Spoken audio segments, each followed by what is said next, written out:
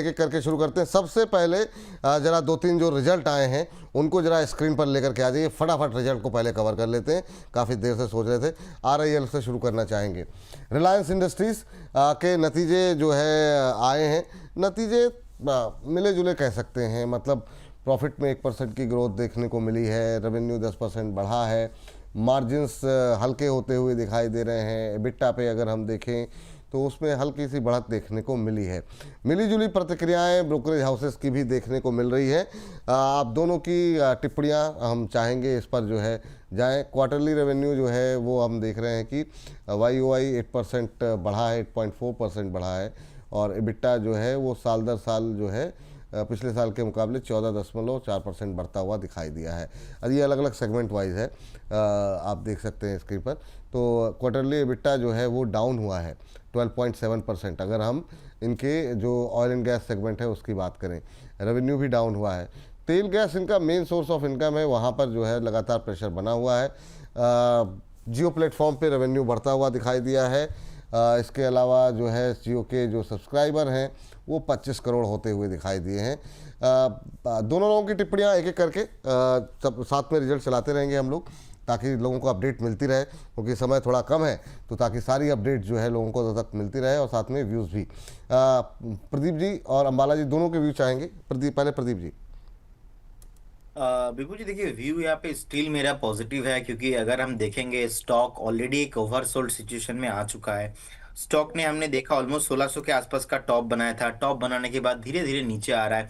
सो current zone से एक support है ऑलमोस्ट 1410 1415 के आसपास, एक स्ट्रॉन्ग सपोर्ट है, क्योंकि अभी 1409 पे चल रहा है। अगर आज फिर से 1420 इसके ऊपर नहीं आता है तो नेक्स्ट जो सपोर्ट निकल के आएगा वो है 1365। तो ट्रेडर का तो लिए अलग बात हो जाता है कि व्यू थोड़ा स्टिल यहाँ पे नेगेटिव ही है, मुझे लगता है कि शॉर्ट का साइड से ही है। लेकिन मैं रिलायंस इंडस्ट्री को पर्टिकुलर शॉर्ट करने का सलाह नहीं दूंगा। मुझे लगता है कि एक स्टैगर मैनर पे आपको वैल्यू इन्वेस्टिंग के बारे में सोचना चाहिए, क्योंकि बहुत कम टाइम ऐसा होता है कि रिलायंस इंडस्ट्री जैसे स्टॉक्स आपको नीचे मिलता है। तो अगर किसी के पास है पोर्टफोलियो में, डेफिनेटली बने रहिए, 6-8 महीने का व्यू रखिए। अगेन आपको स्टॉक 1750 1800 तक आपको मिलेंगे। और अगर आपके पोर्टफोलियो में नहीं है तो थोड़ा नीचे आने के लिए वेट कीजिए। आई बिलीव आपको थोड़ा नीचे मिल सकता है, और थोड़ा अगर आज 1420 इसके ऊपर फिर से सस्टेन नहीं होता है तो।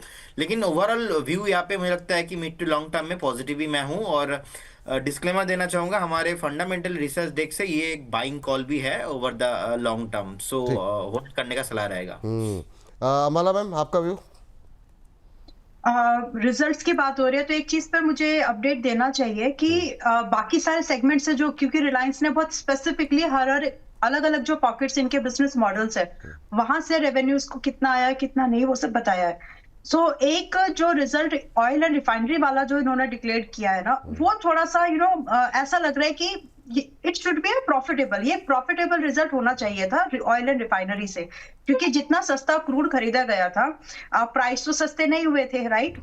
जो आउटडेक्स पर जो भी फ्यूलिंग मार्केट में थी, तो उसके बीच का जो डिफरेंस था, it should have been visible in the in balance sheet. तो दिखा नहीं वो, अब क्यों नहीं दिखा मुझे नहीं पता, बट जब अगर आपकी कॉस्टिंग फिक्स कॉस्ट नहीं बढ़ी, आपका जो मटेरियल है वो सस्ता हो गया था, और जो आपके प्राइस थे वो वही सस्टेन प्राइस रहे, सो बीच का जो डिफरेंस है it should be visible in the companies balance sheet as a portfolio. Net profit तो कम से कम तो दिखा नहीं वो, तो शायद वही चीज मार्केट को अलग लग रही है, तो उसी के वजह से ये अभी थोड़ा सा प्रॉफिट बुकिंग एक्सपीरियंस हो रही है, and this is an opportunity. तो डेटा जो एक्सपेक्टेशन था, क्योंकि 50% इस कंपनी का रेवेन्यू आज की डेट में भी ऑयल एंड रिफाइनरी पर डिपेंडेंट है, तो एक बड़ा चंक है जो इसके ऊपर डिपेंडेंसी थी।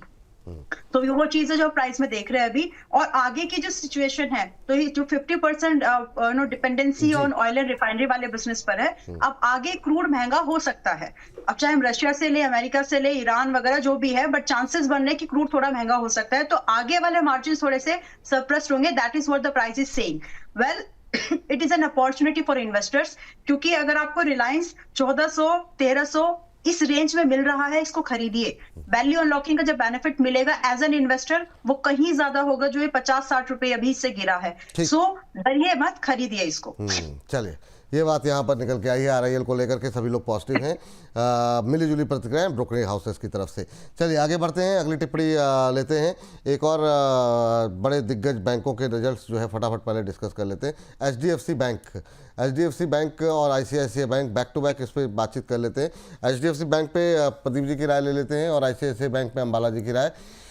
चिंताएं हैं, मिलीजुली प्रतिक्रियाएं भी हैं यहाँ पर भी ब्रोकरेज हाउसेस को लेकर के कि जो है नेट अभी भी डिपॉजिट जो है वो एक बड़ा कंसर्न यहाँ पर बना हुआ है। हालांकि प्रॉफिट 11.5% बढ़ा है, एनआईआई में 6.5% के आसपास की ग्रोथ देखने को मिली है।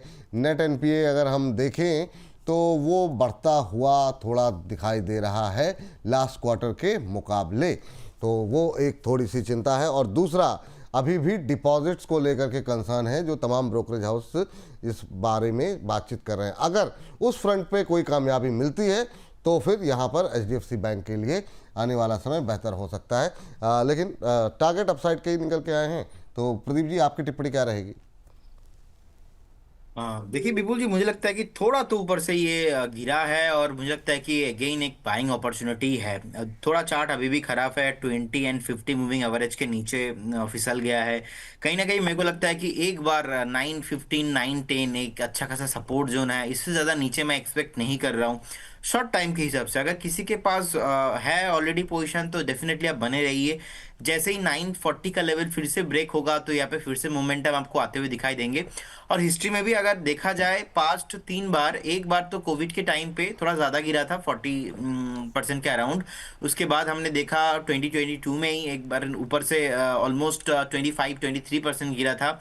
और अभी ऑलमोस्ट मैं एक्सपेक्ट कर रहा हूँ कि मैक्सिमम 16-70% ही नीचे गिरेगा। तो टॉप से अगर हम देखेंगे ऑलरेडी स्टॉक करेक्ट हो चुका है, ऑलमोस्ट 9% 8% तो करेक्ट हो चुका है। तो ज़्यादा नीचे अभी मैं देख नहीं रहा हूँ। तो एक स्टैगर मैनर पे बाय करने का सलाह रहेगा। एज ए इन्वेस्टर व्यू यहाँ पे बने रहने का सलाह है। बने रहने की सलाह है। एक इस पर हमारे दर्शक भी हैं, राजकुमार रस्तोगी जी कह रहे sir ICICI bank, HDFC bank, bank of Baroda hold कर रहा हूँ, क्या करें? सर अगर होल्ड कर रखे हैं, लंबी अवधि का नज़रिया है तो मुझे लगता है बैंकों पे अभी भरोसा बरकरार रखना चाहिए। बाकी अभी जरा आईसीआईसीआई बैंक में अंबाला जी की राय लेते हैं और बैंकों पे क्या व्यू है, एक 10-10 सेकंड की टिप्पणी ले लेते हैं। पहले मैम जरा आईसीआईसीआई बैंक, यहाँ पर मुनाफा 4% बढ़ता हुआ दिखाई दिया है, 11,318 करोड़ रुपये, 11,792 से नहीं ये तो घटता हुआ दिखाई दे रहा है, 11,792 से घट के एरो लगा दिया कीजिए ताकि पता रहे कि ऊपर की तरफ जा रहा है निचे की तरफ। तो मुनाफा घटा है यहाँ 11,792 से घट करके 11,318 करोड़ रहा है। एनआईआई में भी हम देख रहे हैं थोड़ी सी इजाफा यहाँ पर आता हुआ दिखाई दिया है। मैम क्या टिप्पणी रहेगी आईसीआईसीआई बैंक को लेकर के? फिलहाल खरीदने का विचार कोशिश करिए अभी डिप में जो आया है, लेकिन इससे पहले 2-3 चीजें समझना बहुत जरूरी है। जब आप बैंकिंग सेक्टर के स्टॉक्स पे पैसा लगा रहे हैं, बैंक को पैसा 2 चीजों से आता है और एक रूट इसका मेजर है कि पहले आपके पास ये समझना जरूरी है कि अगर कासा का रेशियो खराब हो रहा है, इसका मतलब है बैंक तभी लेंड कर पाएगा जब उसके पास पैसे हों। अगर वहां पे फिक्स डिपॉजिट घटेंगे, जो सेविंग्स अकाउंट्स में, करंट अकाउंट में अगर पैसे घटेंगे तो वो लेंड क्या करेगा, राइट? तो कासा का घटना इज अ प्रॉब्लम। जो फिक्स जो पैसे करंट अकाउंट का जो होता है ना, वो बढ़ना जरूरी है। और ये एक जायज बात आने वाले समय में और समझ में आ रही है कि जिस तरह से इंटरेस्ट रेट आरबीआई ने घटाए हैं तो बैंक्स में deposit will be a concern going ahead, going forward. और ये जो पैसा है वो मार्केट में रूट हो रहा है, चाहे वो डिफरेंट रूट से, mutual fund, SIPs, IPO, there are various way. लेकिन पैसा जो डिपॉजिट्स के थ्रू बैंक्स में जाता था, बैंक उसको लेंड करता था आगे जाकर के, वो पैसा भी रूट होकर के दूसरे चैनल्स के थ्रू मार्केट में आ रहा है। वन सेकेंडली, दूसरा एक इंपॉर्टेंट चीज होता है आपका एनआईआई, आपका नेट इंटरेस्ट इनकम जो आपकी है, अगर वो इंप्रूव हो रही है तो ठीक है। लेकिन इसके साथ साथ अगर आपका एनपीए खराब हो रहा है, अगर आपका नॉन परफॉर्मिंग एसेट अगर आपकी बढ़ रही है, so this is a cause of concern कि जो आपने पैसा आपने लेंड किया था वो वापस कब, कितने समय में और कितना आएगा। तो अगर यहाँ पर आपकी एसेट क्वालिटी, दैट मींस एक तरफ आपकी सप्लाई और एक तरफ आपकी डिमांड, अगर इन दोनों में परफेक्शन नहीं आ रहा है तो प्रॉब्लमेटिक कंडीशन होती है बैंक्स में। तो आपको बैंक जब आप बात कर रहे हो तो ये 2-4 चीजें जरूर देखिए at the time of investment. Now to be specific, ICICI bank के केस में इसका एनपीए थोड़ा सा खराब हुआ है और ओवरऑल बैंक्स में डिपॉजिट का कंसर्न रहेगा आने वाले समय में। सो करें क्या? अगर आपको बैंकिंग में कोई स्टॉक उठाना ही है तो फिलहाल पीएसयू बैंक्स देखिए, पीएनबी देख सकते हैं अगर आपको बैंक में ही पैसा लगाना है तो। लेकिन फिलहाल आईसीआईसीआई बैंक से मेरा व्यू ये है कि आप इसको थोड़ा वेट एंड वॉच करो, कम से कम ये स्टॉक आपको 1305 के आसपास मिलेगा। ठीक। बट आज की डेट में कुछ खरीदना है तो पीएनबी शुड बी देयर। चलिए, इस सेगमेंट को हमको अगले 5-7 मिनट में समेटना है, तो अभी तक हम ज़्यादा शेयर डिस्कस कर नहीं पाए। अब कोशिश करेंगे थोड़ी थोड़ी छोटी छोटी टिप्पणी लेने की। सर, बैंकों पे आपका व्यू, खासतौर से ये जो हमने 2 बड़े बैंक डिस्कस किए, आईसीआईसीआई बैंक, एचडीएफसी बैंक और एक बैंक ऑफ बड़ौदा पे को लेकर के हमारे सवाल थे दर्शकों के, तो इन तीनों को लेकर के आपका व्यू अभी क्या है बैंकों को लेकर के? प्रदीप सर, आपका संक्षिप्त टिप्पणी। सर कौन सा बैंक बताया आपने? मैंने दोनों बैंक बताए, आईसीआईसीआई बैंक, एचडीएफसी बैंक, ये ठीक है अभी पैसे लगाने के लिए? और ओवरऑल मेरा सवाल ओवरऑल बैंकिंग को लेकर के कैसा लग रहा है आपका, private banking? Overall banking sector Vipul ji मुझे अच्छा लगता और है। बैंक ऑफ बड़ौदा पे व्यू चाहते हैं जी। अगर बात रहा HDFC ICICI, for the long term कुछ भी इशू नहीं है, प्राइवेट में लीडर्स है, आपको ज्यादा कुछ एनालिसिस करने की भी जरूरत नहीं है, 3-4 साल आपको लेके बस बैठना है और कुछ नहीं सोचना है आपको। लेकिन अगर हम कंपेयर करेंगे पीएसयू के साथ, प्राइवेट वर्सेस पीएसयू, सो मुझे ज्यादा अपॉर्चुनिटी अभी भी दिखता है पीएसयू में, क्योंकि जी, लगातार हम हमारा रिसर्च डेस्क से पीएसयू में ही बाय कॉल जनरेट हुआ है, और पीएसयू में हमें लगता है कि बैंक ऑफ इंडिया पे अभी मोमेंटम पॉसिबल है, स्टेट बैंक ऑफ इंडिया मुझे अच्छा लगता है, और आपने बैंक ऑफ बड़ौदा पूछा है तो मुझे लगता है कि बैंक ऑफ बड़ौदा भी मुझे चार्ट पे अच्छा लग रहा है, कहीं ना कहीं आप साइड यहाँ पे मुझे लगता है कि ये कंटिन्यू रहने वाला है। सो अगर रही बात कि पैसा कहाँ पे लगाना है आज के डेट में एज ए इन्वेस्टर फ्रेश, तो मुझे लगता है कि वो पीएसयू बैंकिंग में होना चाहिए। पीएसयू बैंकिंग में, चलिए पीएसयू बैंकिंग में डिटेल में बातचीत अगले सेगमेंट में हम करेंगे। लेकिन अब यहाँ से बाहर निकलते हैं और कुछ एक और जो कि आज के ट्रेंडिंग स्टॉक्स हैं उसमें बात करते हैं। मैम देखिए, नेटवेब टेक्नोलॉजी काफ़ी लोग पूछ रहे हैं, आज जो है काफ़ी ट्रेंडिंग में भी है, 5-5.25% ऊपर भी है। नेटवेब को लेकर के अभी क्या व्यू है आपका? 5.25% की तेजी, ऊपर से हल्का हुआ है, 3700 तक गया था, आज 3753 का हाई लगा करके नीचे आया है। और इन्होंने कहा है कि ये FY26 में जो है ये अपनी रेवेन्यू की ग्रोथ जो है वो 72% के आसपास देख रहे हैं, तो ये काफ़ी पॉजिटिवली मार्केट ने लिया है इस बात को। आपका व्यू क्या है चार्ट्स को लेकर के? अभी तुरंत मत खरीदिए, and congratulations to all that viewer जिन्होंने एयू का वो शो देखा था जहां पर नेटवेब की रिकमेंडेशन हमने 3100 के पास पे की थी, एंड 3500 का टारगेट दिया था, हिट हो गया। अभी 3600 के ऊपर पे गया एक्चुअली, 3700 के आसपास। सो जो लोग थे वो प्रॉफिट बुकिंग कर लीजिए, क्योंकि अब यहाँ से थोड़ा सा और पुल बैक की एक्सपेक्टेशन मैं रखना चाहती हूँ और वो होगी पॉसिबली। तो अगर आपको फ्रेश बाइंग के बारे में व्यू बनाना है तो 3300 से पहले नहीं। तो जो लोग पहले से हैं वो प्रॉफिट बुक कर लीजिए, जो फ्रेश बाइंग का करना चाह रहे हैं वो 3300 का वेट करिए, एंड अगर आपको फ्रेश बाइंग मिल जाती है then do maintain a stop loss at 3000 and expect the target for 3750 से 4000। ये स्विंग ट्रेड व्यू है और इसमें आपको जो नजरिया 4 महीने तक का ही लेकर के चलना चाहिए एट मैक्स। चलिए, ये बात हो गई नेटवर्क को लेकर के, नज़रें रखिए यहाँ पर। एक काउंटर जो आज अच्छा मोमेंटम दिखा रहा है वो है सीजी पावर। सीजी पावर पे भी निगाह जो है यहाँ पर रखिए, आज के ट्रेंडिंग स्टॉक्स पर में शामिल सीजी पावर। प्रदीप सर, अच्छा मोमेंटम बन रहा है सीजी पावर को के अंदर, क्या व्यू है? 6.5% ऊपर, बीते एक महीने में करीब 10-11% चला है। आपको बता दें एक बड़ा ऑर्डर भी यहाँ पर जो है डेटा सेंटर प्रोजेक्ट के लिए मिलता हुआ दिखाई दिया है। टालग्रास इंटीग्रेटेड लॉजिस्टिक सोल्यूशन से करीब 900 करोड़ रुपए का ऑर्डर मिला है, तो इस बड़े ऑर्डर की वजह से बड़ी रैली आती हुई सीजी पावर के अंदर ग्लोबल डेटा सेंटर सेक्टर के अंदर कंपनी की धमाकेदार एंट्री हुई है। आपका व्यू क्या है? 600 रुपये पे कैसा लग रहा है? जी विपुल जी, देखिए मुझे लगता है कि यहाँ पे पॉजिटिव व्यू ही रखना चाहिए इन्वेस्टर्स को और बने रहना चाहिए, क्योंकि ऑलरेडी स्टॉक ओवरसोल्ड सिचुएशन में था। रिसेंट टॉप से देखा जाए तो ऑलमोस्ट 29% करेक्ट हो चुका है, और फिर से ये जो ऑर्डर्स है एंड पुल बैक है, मुझे लगता है कि कहीं ना कहीं स्टॉक को अगेन 650 एंड अबव लेके जाने का कोशिश करने का हाई पॉसिबिलिटीज यहाँ पे दिखाई देंगे। तो जिनके पास पोजीशन है बने रहिए, और डिस्क्लेमर देना चाहूंगा, रिसेंट हमारा रिसर्च डेस्क से ये बाई कॉल भी जनरेट हुआ है, तो स्ट्रिक्टली स्टॉप लॉस ऑफ 580 में मेंटेन कीजिए अगर आपका 2-5 दिन का व्यू है, और बने रहिए। अभी भी खरीद सकते हैं क्या? जी अभी भी खरीद सकते हैं, 580 का स्टॉप लॉस रहेगा इस केस में। 617 रहेगा first target, second target 635 and above अब जाने के लिए रेडी हो रहा है। 580 पे स्ट्रिक्टली एक स्टॉप लॉस मेंटेन कीजिए, जो कि आज का डे लो भी है। अच्छा, कहीं आप लोगों को जैसे जैसे कोई खरीदारी की कोई अपॉर्चुनिटी कहीं दिखाई दे इस गिरते बाजार में, तो अवश्य जो है अपनी टिप्पणियां आप लोग देते रहिएगा, क्योंकि आप लोग काफ़ी धुरंधर हैं अपने अपने क्षेत्र के अंदर, तो कहीं कोई मौका मिले तो तुरंत बताइएगा अंबाला जी और प्रदीप जी। हालांकि अब समय प्रदीप जी के पास काफ़ी कम बचा हुआ है इस कार्यक्रम के लिए। टेक महिंद्रा पे जो है व्यू जानना चाहेंगे यहाँ पर अंबाला जी का। टेक महिंद्रा जब देखिए मैम, आज काफ़ी ट्रेंडिंग में ये शेयर जो है वो शामिल होता हुआ दिखाई दे रहा है। 3.5-4% ऊपर 1727 का लेवल देखने को मिल रहा है। क्या यहाँ पर कर सकते हैं खरीदारी? यस, और हमने करवाई है सुबह। इसमें फ्यूचर में लॉन्ग पोजीशन बाय कराया है एंड ऑप्शंस में लॉन्ग पोजीशन बाय कराया है, तो स्विंग के लिए भी बेहतर है। अगर आप एक ट्रेड मोमेंटम ट्रेड करना चाहते हो तो मैंने डेरिवेटिव में इसको दिया है अपने मेंबर्स को। आप चाहें तो एज अ डिस्क्लोजर है ये, क्योंकि अभी इसके टारगेट होना बाकी है और टारगेट वेरी पॉसिबल है कि हो भी जाएंगे। सो अगर आप एक मोमेंटम ट्रेड को कैच करना चाहते हो from the IT pocket, one can try for this. Swing trade करना है अगर आपको, हाँ वही मैं सुना रहा था, अगर स्विंग ट्रेड करना है तो अभी खरीद लें करंट लेवल पे, खरीद सकते हैं। और इसमें जो पॉसिबल टारगेट बनेंगे विपुल जी, 1750 इज द फर्स्ट टारगेट। ऐसे तो 1750 होते हैं, एक कहावत भी चलती है ना ऐसे थोड़ा सा। अच्छा चलिए 365 1750। हाँ अरे ये वाली कहावत पता नहीं मैम, बताइएगा मुझे। ये हमारे दर्शकों को भी बताइएगा जी। 1750 हाँ, जैसे होते हैं ना ऐसे तो 365 होते हैं दिन, हर जगह पे एक अलग वाला है। खैर चलिए ऐसे तो बहुत है। अच्छा ठीक है, मतलब 1750 को पहला टारगेट रख लेते हैं।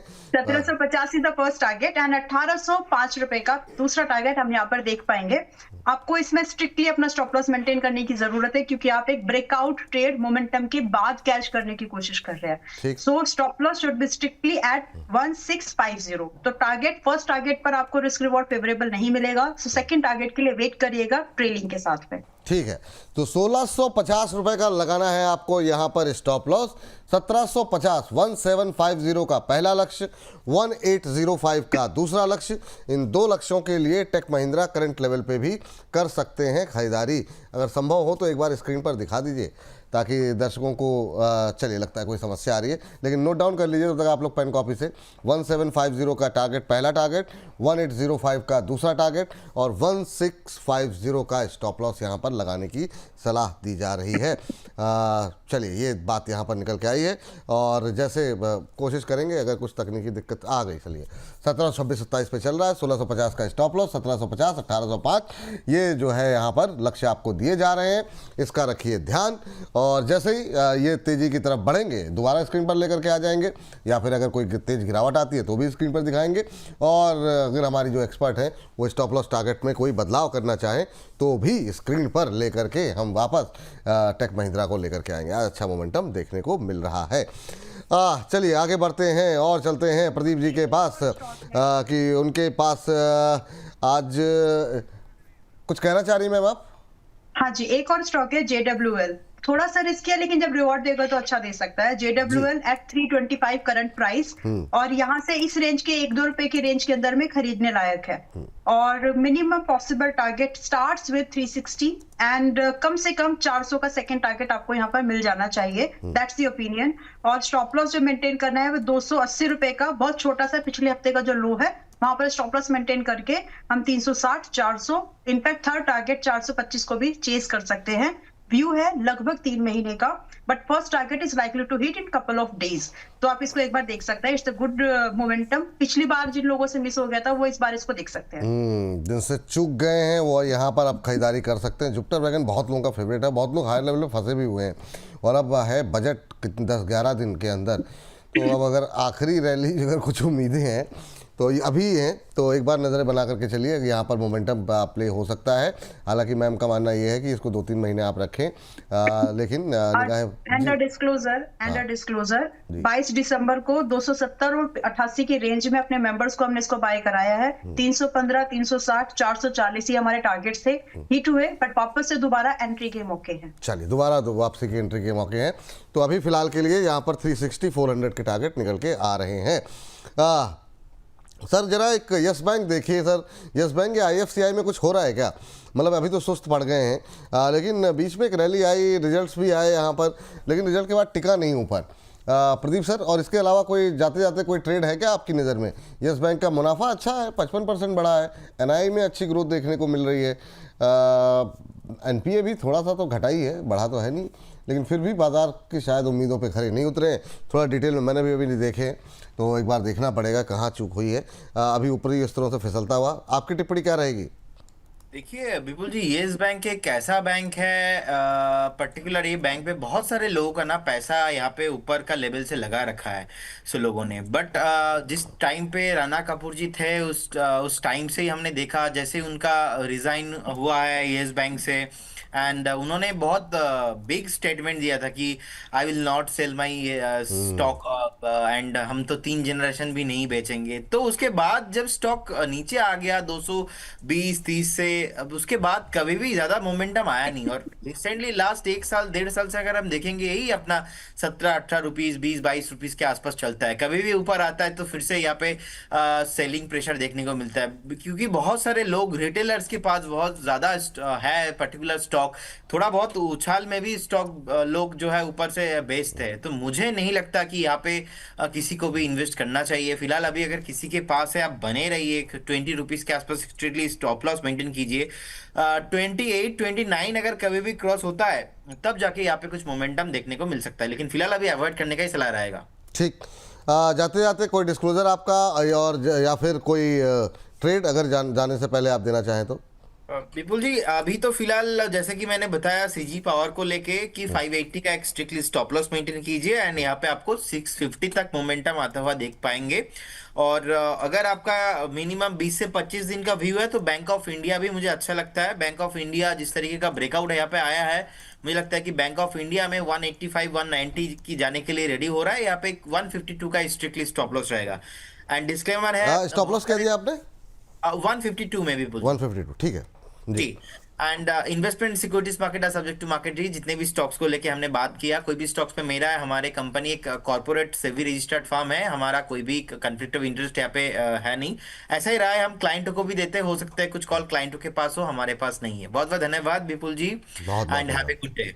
बहुत बहुत धन्यवाद, बहुत बहुत शुक्रिया आपको भी आज की इस चर्चा का हिस्सा बनने के लिए, धन्यवाद। चलिए, लेकिन इस सबके बीच में अच्छा, बैंक ऑफ इंडिया वाली कॉल एक बार दिखा दीजिए।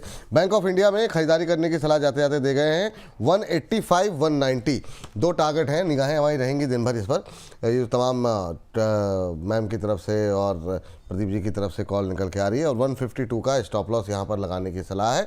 अभी 160 के आसपास ट्रेड करता हुआ दिखाई दे रहा है। 185-190 के तक के टारगेट यहाँ पर निकलते हुए दिखाई दे रहे हैं। देखिए आ गया स्क्रीन पर, 160-61 पे चल रहा है, 185-90 के टारगेट यहाँ से जो है ठीक ठाक 25-30 रुपये ऊपर के टारगेट निकल के आ रहे हैं। स्टॉप लॉस आपको दिया गया 152 का, 8 रुपये नीचे का एक स्टॉप लॉस रखिए यहाँ पर। लेकिन इस बीच हमारा जो सेगमेंट था वो अपलोड हो चुका है।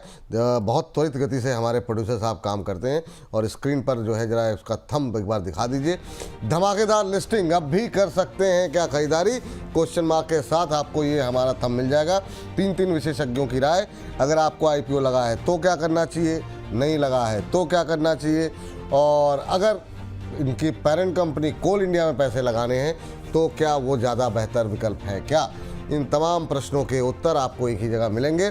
सेगमेंट अपलोड हो चुका है, बाकी लोगों पर भी शेयर कीजिए, खुद भी देखिएगा समय मिलते ही, और अपनी टिप्पणियां बरसाते रहिए लगातार। आपके टिप्पणियों पर हम विशेष रूप से गौर करते रहते हैं। लेकिन इस बीच एक और विशेष मेहमान गौर करने के लिए आ गए हैं हमारे साथ अरुण मंत्री जी जुड़ चुके हैं। अरुण सर, बहुत बहुत स्वागत आज की इस विशेष चर्चा का हिस्सा बनने के लिए, बहुत बहुत धन्यवाद सर। हालांकि हमारा सेगमेंट चल रहा है, लेकिन एक संक्षिप्त टिप्पणी मार्केट को लेकर के, कितना दर्द बाकी है सर? देखिए, good morning Vipul ji, and good morning madam को भी। देखिए विपुल जी, मेरा व्यू क्लियर है। जब FII 93% शॉर्ट है, एक बड़ा इवेंट आगे खड़ा है, और हम सपोर्ट के आसपास है, जहाँ की आप वीकली सपोर्ट बात करें तो 25,500, 25,400 के आसपास है। जो डेरिवेटिव्स डेटा हम रोज निकालते हैं 0.7 के आसपास पुट कॉल रेशियो है, काफी सेंटिमेंट्स बिगड़े हुए हैं। तो मेरा यहाँ पे शॉर्ट करने की सलाह बिल्कुल नहीं रहती है। विपुल जी, थोड़ा कॉन्ट्रा हम प्ले करते हैं, तो यहाँ पे मेरी खरीदारी की सलाह है मार्केट में, खासकर बैंक निफ्टी और निफ्टी दोनों में हमें लग रहा है कि यहाँ से बाउंस आना चाहिए। रीजन एक ही है विपुल जी, डेटा ओवरसोल्ड है, बड़ा इवेंट आ गया है, 9 ट्रेडिंग सेशंस है बजट के पहले, और हम सेक्टर एनालिसिस कर रहे थे विपुल जी वीकेंड पे, तो निफ्टी IT, निफ्टी मेटल और निफ्टी बैंक, और ये तीनों सेक्टर हमें काफी बुलिश नजर आ रहे हैं। तो निफ्टी IT, निफ्टी बैंक का काफी वेटेज है ओवरऑल मार्केट में। तो इसीलिए विपुल जी मुझे लग रहा है जो सेंटिमेंट्स बिगड़े हैं वो इंपोर्टेड है और ग्लोबली सेंटिमेंट्स खराब है, इसलिए हमें गिरावट नजर आ रही है।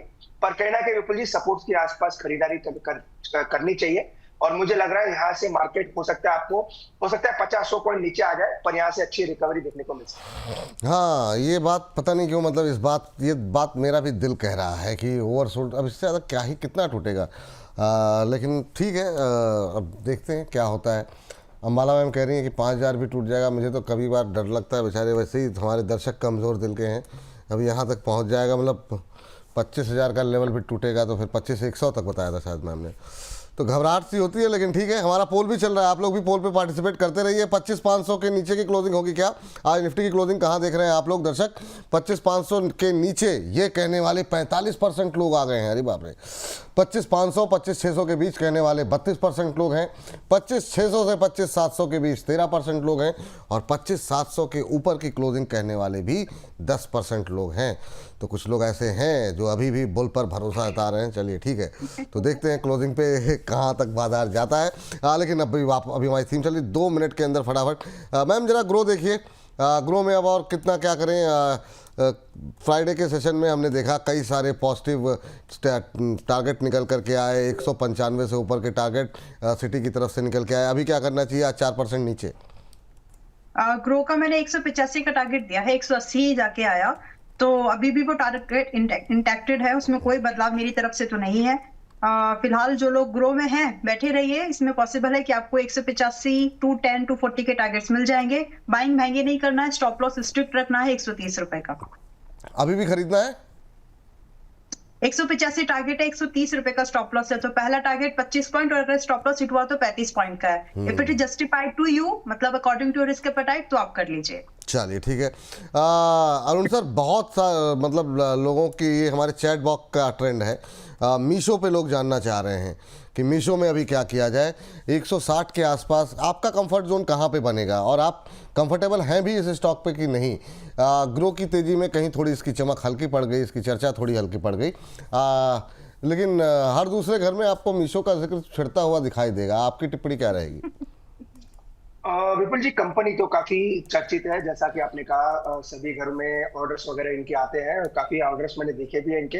कंपनी अच्छी है विपुल जी, कोई डाउट नहीं है, पर अभी जो ओवरऑल मोमेंटम चल रहा है स्टॉक में वो नीचे की तरफ है और सेलिंग ऊपर की तरफ क्लियर नजर आ रही है। नो डाउट विपुल जी, फंडामेंटली मेरी कोई दिक्कत नहीं है। वैल्यूएशंस के थोड़े डिस्कम्फर्ट जरूर रह सकते हैं, पर बॉटम पकड़ना विपुल जी फ्रैंकली आपको बताता हूँ इस स्टॉक में काफी मुश्किल है। लिस्टिंग का डेटा भी कम है, तो मुझे लग रहा है कहीं ना कहीं नीचे में अगर साइकोलॉजिकल देखें तो 150 से 152 रुपए के आसपास शायद एक साइकोलॉजिकल सपोर्ट स्टॉक में मिल सकता है। पर फिलहाल विपुल जी मेरी खरीदारी की सलाह नहीं है। करेक्शन आके जब भी बेस बनेगा जब इस पे जरूर नजर रखेंगे। ग्रो हमारा बड़ा मिस रहा है विपुल जी, ग्रो पे हमारा व्यू बुलिश था, लेकिन नीचे में स्टॉक मिला नहीं, तो ग्रो हमारे से बड़ा मिस हुआ है एक्यूमुलेट कराने में। पर मीशो को कहीं ना कहीं जब बॉटम बनेगा जब इसको जरूर नजर रखें। चलिए ठीक है, ये बात यहाँ पर निकल के आई है। आखिरी के 2 काउंटर आप लोगों के लिए, उसके बाद इस सेगमेंट को करेंगे समाप्त। आज थोड़ा सा विलंब हो गया IPO के चक्कर में। चलिए कोई बात नहीं, लेकिन जिंदल 100 मैम आप देख लीजिए, और JSW इंफ्रा पे राय जानना चाहेंगे हम अरुण सर की। तब तक अरुण सर देख लें एक बार। आज ज़बरदस्त दोनों ही शेयर अच्छे मोमेंटम में। जिंदल 100 12% ऊपर है। मैम बताइए क्या करना चाहिए, क्या अभी भी कोई अपॉर्चुनिटी बचती है यहाँ पर? एंड ये हमारे आज के इंट्राडे पिक में है। ये मतलब आप यहाँ पर नहीं बताती हैं सब, ये कहाँ देखते हैं? सुबह नहीं थी 9:30 के बाद ये स्टॉक कोई बात नहीं जी मैम बताइए। तो 2-3 चीजें हैं क्यों हमने इसको पिक किया। It is in intraday also, it is good for swing trading also, and there are many reasons for this. सबसे पहला तो वैल्यूएशन कंफर्ट। अगर आप चार्ट पे एकदम गिरे पड़े हो ना, तो आपको वैल्यूएशन जरूर देखना है। 22 रुपए सेक्टर चल रहा है 22 के मल्टीपल्स पर, और ये 9 के मल्टीपल्स पर है। तो इसके साथ फिर हमको आयरन और स्टील की मैंने बात की है कि मेटल्स जिस तरह से चला है, तो उसके पीछे पीछे चलने वाले जो इंडस्ट्रीज हैं, छोटे कंपनीज जो होती है, छोटे प्रोडक्ट्स में जो काम मैन्युफैक्चरिंग करती हैं, उन कंपनीज के ऊपर धीरे धीरे ध्यान आता है। अगर वैल्यूएशन कंफर्ट है तो कंपनी में प्रॉफिट तो नहीं है, वो एक सबको दिख रहा है, बट उस प्रॉफिट के अगेंस्ट इसकी प्राइस बढ़िया है। यानी अगर आप प्रॉफिट नहीं दे रहे हो तो आपकी वैल्यूएशन सस्ती होनी ही चाहिए, एंड दैट इज देयर।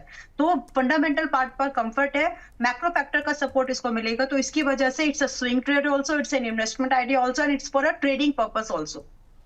तो अभी चलिए। 174 पर आया है। किसी को अगर खरीदना है तो आप इसको एक खरीदारी की नजर से देख सकते हैं। करंट प्राइस पर भी लगभग 174 चल रहा है। आज का मेरे हिसाब से अपर सर्किट जो यहाँ पे दिख रहा है 185 का है, and I wouldn't be surprise कि अगर ये हिट हो जाए तो, क्योंकि वैसी वॉल्यूम यहाँ पर, वैसा बॉटम लाइन यहाँ पर दिख रहा है मुझे। तो अभी अगर किसी खरीदें? को एक फ्रेश, यस, अगर किसी को फ्रेश बाइक के बारे में सोचना है तो खरीद सकते हैं। 185 लगभग अपना फर्स्ट टारगेट रखें, और थोड़ा सा समय दे देंगे अगर, तो 220 रुपए का सेकंड टारगेट भी आप चेस कर सकते हैं। रिस्क डिफाइंड है 12%। तो अगर आप इससे कंफर्टेबल हैं, 154 रुपए यानी इंट्राडे लो स्टॉप लॉस मेंटेन करो इसके लिए, और 185 220 टारगेट का वेट कर सकते हैं लेस देन 3 मंथ। अच्छा खासा अपसाइड का मूवमेंट दिखता है। 185 220 तक के टारगेट यहाँ पर निकल करके आ सकते हैं। जिंदल 100 के अंदर निगाहें बना करके चलिए। आज 185 का टारगेट जो है मैम का मानना है कि देखने को मिल सकता है। अभी भी 12.5% ऊपर तूफानी रफ्तार में है, और ये रैली जो है इस पे अपर सर्किट तक ले जा सकती है, ये मानना है अंबाला जी का। तो अभी 12.5% के आसपास की तेजी। चलते हैं यहाँ पर। अब पूछते हैं अरुण सर, आपका आज के इस सेगमेंट का last counter JSW infra. Vipul ji, as a disclaimer, ये स्टॉक हमने हमेशा रिकमेंड किया है इंफ्रा स्पेस में, क्योंकि टेक्निकली जरूर विपुल जी कंसोलिडेशन में था, पर पोर्ट में एक नंबर 2 कंपनी ऑलमोस्ट आप मान के चल सकते हैं। रिजल्ट्स भी हम इसके काफी डीपली ट्रैक करते हैं, तो रिजल्ट्स 2-3 क्वार्टर से खराब है, इसलिए मोमेंटम नीचे का था। पर कहीं ना कहीं विपुल जी 250 255 एक मजबूत सपोर्ट है, तो जब तक वो ब्रीच नहीं करता आपको बाई साइड ही रहना है। आज थोड़ा ऊपर जरूर है, थोड़ा बहुत रिट्रेसमेंट आता है, तो इसको डेफिनेटली एड ऑन करके चल सकते हैं। दिक्कत एक ही पुलिस स्टॉप लॉस जरूर लगाए, 255 के नीचे स्टॉप लॉस लगा के इसको ले सकते हैं। मुझे लग रहा है अगर ये रैली कंटिन्यू रहेगी तो 305 310 तक स्टॉप दे सकते हैं। चलिए, तो ये बात यहाँ पर निकल करके आई है। इस सेगमेंट को हम अब यहीं पर करेंगे समाप्त।